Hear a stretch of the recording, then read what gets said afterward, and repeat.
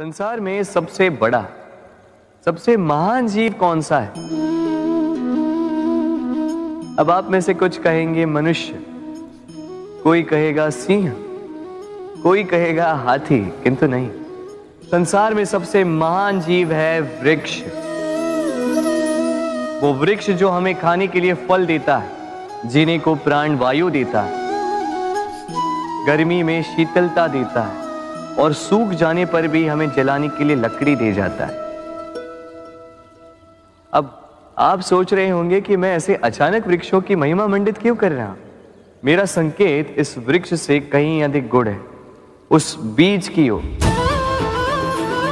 जो ना आपको फल देता है, ना छाया, ना ही लकड़ी, बस धरती के अंदर और नमी से लड़ता हूं, कुछ अंगुल नीचे बस जाता है एक वृक्ष को आकार देने के लिए।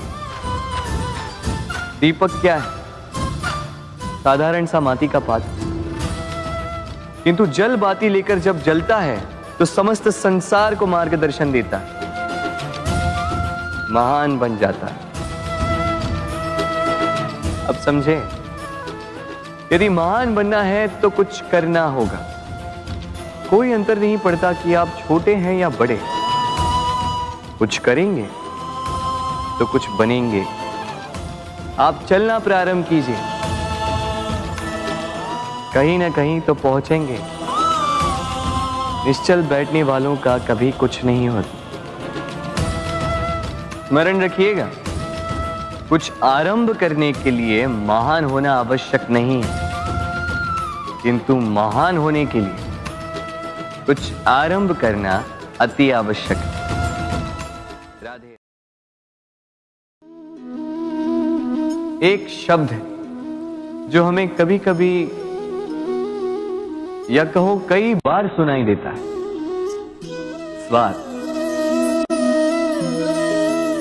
वो व्यक्ति स्वार्थी है, उसने स्वार्थ में आके ये बुरा कर्म कर दिया, आदि इत्यादि।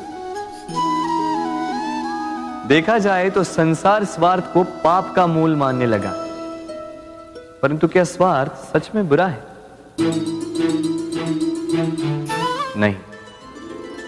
स्वार्थ ये शब्द बना है स्व से, अर्थात स्वयं से, यानी कि जिस कार्य में केवल स्वयं का अर्थ हो, केवल स्वयं का लाभ चाप हो, वो स्वार्थ।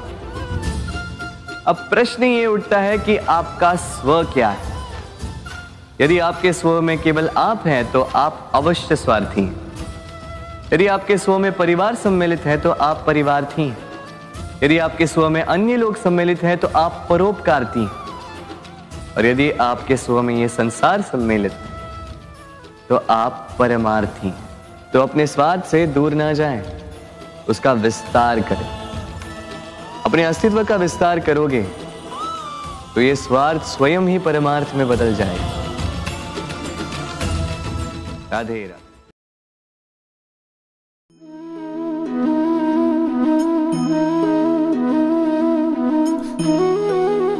कितना सुंदर प्रतिबिंब है।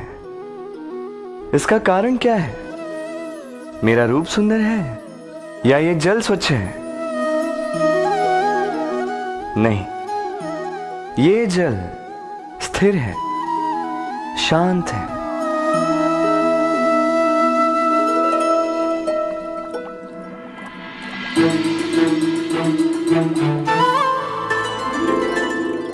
अंतर देख रहे हैं आप?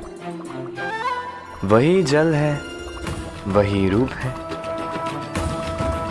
किंतु ये स्थिर नहीं है, शांत नहीं है, और इसी कारण मैं अपना प्रतिबिंब इसमें नहीं देख पा रहा हूं। क्रोध के साथ भी यही होता है। यदि आप स्थिर हैं, शांत हैं, तो आप आपकी आत्मा को देख, सुन और समझ पाओगे, किंतु क्रोध इस आत्मा की पुकार को पी जाता है। इसलिए अपने क्रोध पर वश रखें। कहीं ऐसा ना हो कि मूर्खता के कारण जन्मा ये क्रोध आपको पश्चाताप के अंत तक ले जाए। राधे राधे।